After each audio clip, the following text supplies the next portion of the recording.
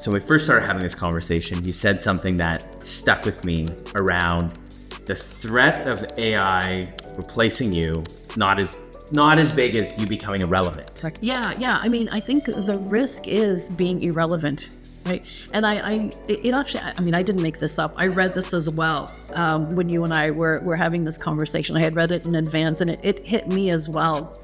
And I know we always talk about being replaced by AI. So I looked up kind of a definition, to inform all of this.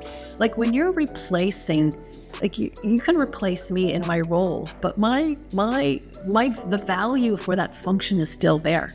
It still has to be performed. So you can replace me with somebody else, or you could potentially automate it, but that thing still has to be, this still has to be done.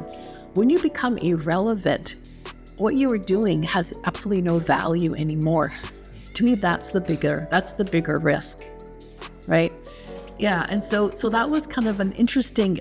I think there is a difference. You always talk about the difference without a distinction. I think this one is, in fact, a real difference.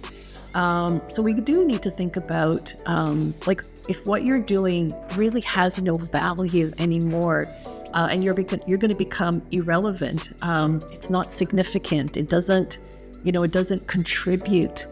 That's the real risk, that we really need to think about. And again, we're going to react to that because as humans, we want to feel valued, right? We want to feel that what we're doing does have value. And so, if something is irrelevant, the world just keeps moving, and this thing doesn't matter anymore. So that is, in my mind, the bigger risk.